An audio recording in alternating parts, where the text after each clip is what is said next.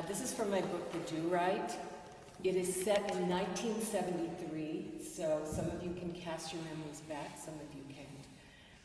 In East Texas, it's a conversation between two people, the major character of this book, whose name is Delpha Wade.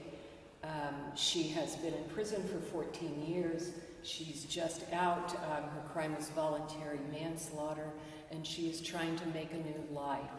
She's managed to get a job, actually 2 jobs. And she has a conversation with a young man. She runs into him on a bus, and he's been in a fight, and his nose is broken. And so she pops it back in, and anyway, he comes back. Anything else I have to tell you? Pearl was a beer in those days. She lives at the Rosemont Hotel. The proprietor's name is Kalinda Blanchard. She's old. And if any of you remember when safety caps first came out, on aspirin? Okay, well, that was a hassle for some of us. So that appears in here. Still. Give it a shot reading glasses. All right, so this is a conversation between Delpha and this young man. She's 32. He's 19, 20, something like that. Delpha stepped down onto the street. The bus door exhaled air behind her. A young guy with tangly hair, a rolled sleeve shirt, and a deep lavender eye sat there on the bus bench. He held up a white rectangle. Around 10:30 at night, breathless hot, 2 people clattering by on the sidewalk, a car's headlights. Her handkerchief was washed, ironed, folded. He dashed his top lip with the back of his hand. Sweat ran from Delpha's temples. It's the summer. He followed her into the new Rosemont's kitchen that smelled like 20 mule-team borax and 50 years of bacon grease. Delpha waved toward a stool at the wood table Kalinda Blanchard and Oscar the cook chopped on, got 2 pearls from the icebox, and popped their caps on the church key bolted to the wall. Street light from a parking lot, security light over the back kitchen door kept the room from being black dark. Delpha set down the bottles, one in front of Isaac, one across, then walked over to the counter behind his back. But she watched him. Hey, thanks. He fit his hands around the bottle and upturned it, looked to drink most of it in one go. She smoothed out a $5 bill on the linoleum counter and slid the top edge of it under the corner of the big tin bread box, where you could see the full Lincoln. Then she sat on the wooden stool, rolled the cold glass bottle to her cheek. After a while, she drank beer. She'd only missed it because she couldn't have it. How's your nose? Sore. My doctor said it'd be okay. So, did you work both your jobs today, the office job and the old lady? Mouth full. She nodded. Long day. Why do you do it? She swallowed. Saving up. For what? Something I want. What do you want? And she thinks, I want a life I want. Don't know yet. He smiled. Straight teeth. Come on, don't you have an idea of what it might be? Something different than anything I had before. That's cool. Saving up for a mystery. Don't believe a person could be hell-bent on having something they don't know what it is yet? I don't know. But I know what I want. What? She'd known one thing he wanted when she saw the ironed handkerchief. He looked away from her. I want to be older, finished with college, making money. You're going to be older. There you go. Your first wish is granted now. Albert Einstein said there's not any now. The past and the future and the present are all happening simultaneously. Linear time, hour after hour, day after day, it's an illusion. Delpha's brow ruffled. You believe that? I think it's possible. And another scientist says that for one place in time, there are all these possible directions to go, and each one has a certain amplitude, and when added, the sum is 0. Lost you. Okay, wait. Our kind of time, 1 o'clock, 2 o'clock, summer, fall, is just the most probable direction, the most probable path in space out of lots of other paths, the one most people take. A path. Yeah, he lifted his eyebrows. Time's a dimension. Okay, so on one path you lived this life, or you could have took another road and lived in China, or Africa, or Chicago, if I'd taken a less probable path. Well, there's the deal, isn't it? Scientists should have told us how you change paths. Plenty people would. I would. My mom keeps going on about how these years are precious, but I just want to rock it forward. Does that make sense? Wanting years to be minutes? Oh yeah, I can understand that. Very small smile. I knew you could. Why? Just knew. He couldn't hold eye contact and chugged the last of his beer. The conversation stalled. Didn't bother Delpha. In all her life to come, no matter how long or how short, there was no way sufficient quiet could accumulate to balance out the years of noise. The light fell on his face, bony now, the kind of face men grew into. She put stooped Isaac in a brick college, tie, hair trimmed up, touch of gray, professor like Dr. Einstein. Made him stand up straight, gave him a tall blonde wife with glasses. Kids. She got 2 more beers from the icebox. When she put down the bottles and sat, Isaac broke the silence. Education was this huge deal to my parents. Man, talk about saving. By the time I was 8, they had saved up my whole college tuition so I could go anywhere. So, why aren't you going anymore?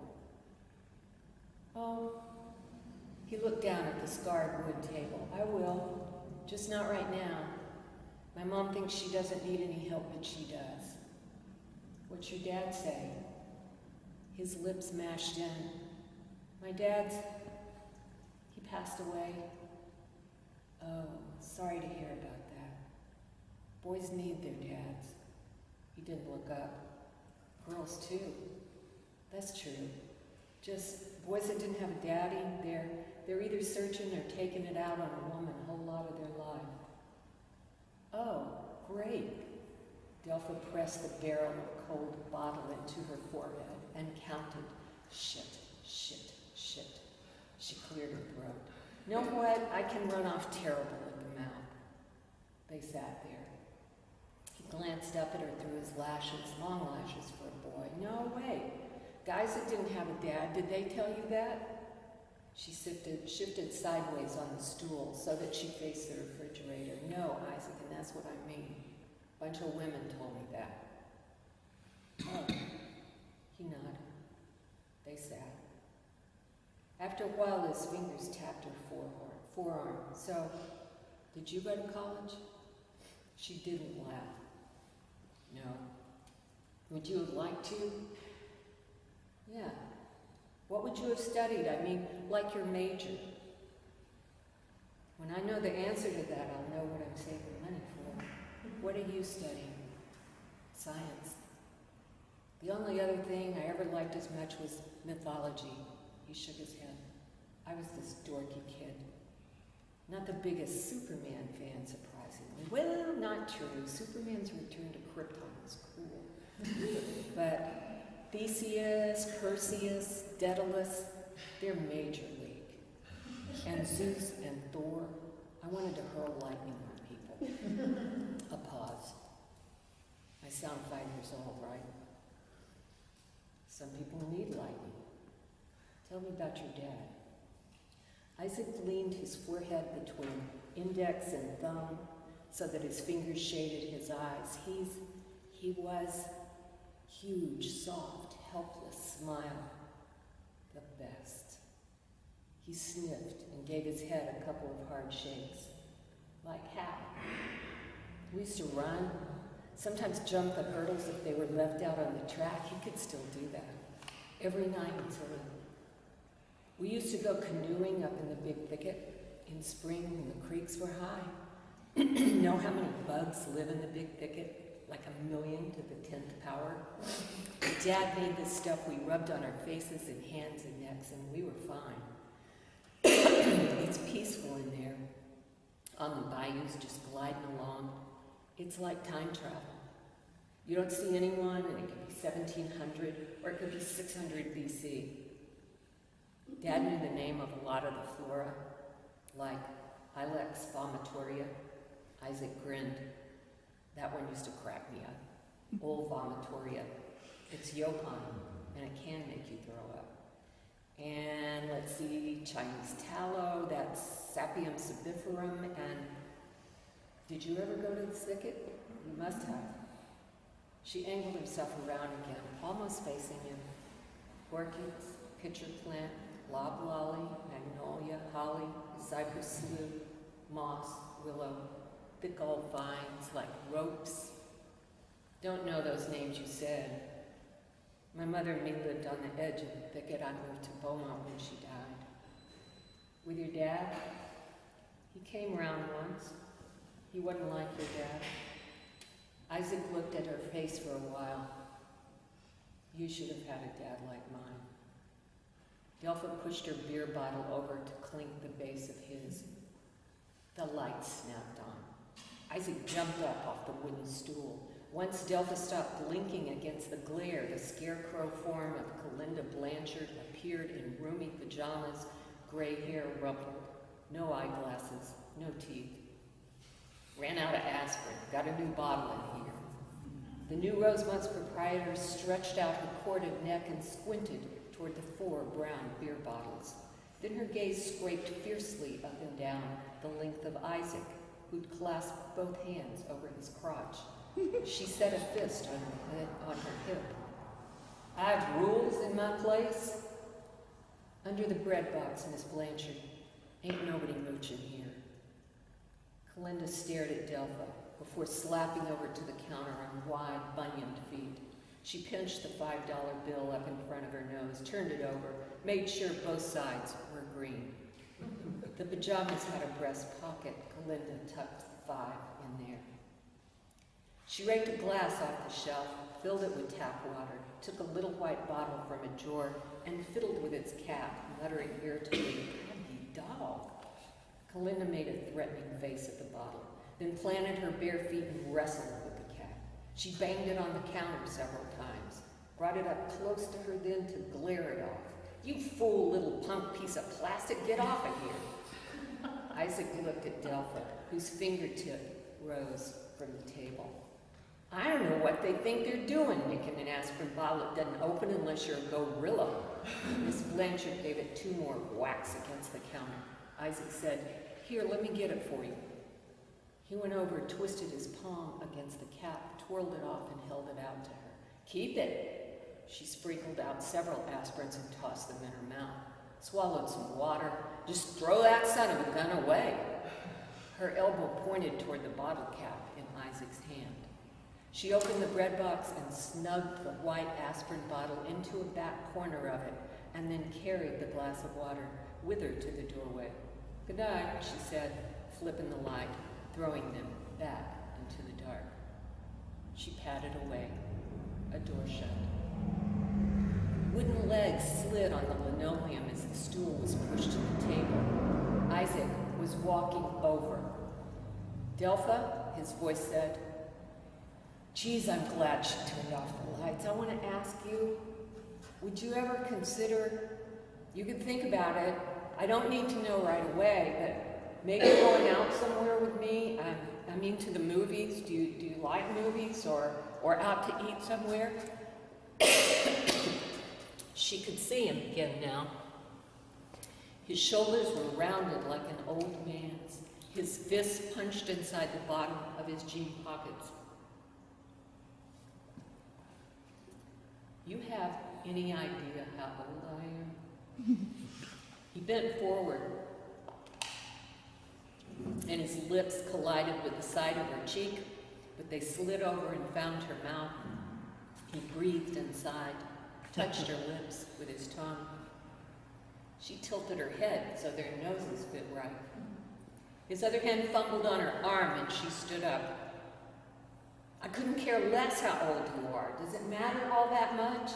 He dipped his head and kissed her again and drew her to his chest, leaving air around her rather than trapping her backward against the table. Her arms went around his ribs and up, climbed till she was holding his shoulders, pushing up on tiptoe to kiss back. The deep root inside her strained outward, feeding the veins to all the rest of her body, forcing arms, waist, thighs, fingertips, toes to stretch and bend and open. Heat rushed her cheeks. Delpha murmured, "You have protection." White in his eyes, frozen in place. She'd scared him, pushed him down one of those other paths in time, one that led to a cheerleader, ribbon in her hair and sticky panties. He was probably backpedaling from what he'd started with that kiss. Not with me, he said. I have the car, but drugstores are closed. He brought up his watch to his face to confirm. It's 11:37 and they're locked down. But the bar, in the bathroom, they have machines. Change. Do I have enough change? Quarters bounced on the table. He was counting them, not touching her. She caught the chest of his shirt before he could break into a sprint. Isaac, wait a minute. You sure about this? He started to answer, choked, and had to cough it out. Wait. Forearm covering his mouth. He hauled breath in, incredibly sure.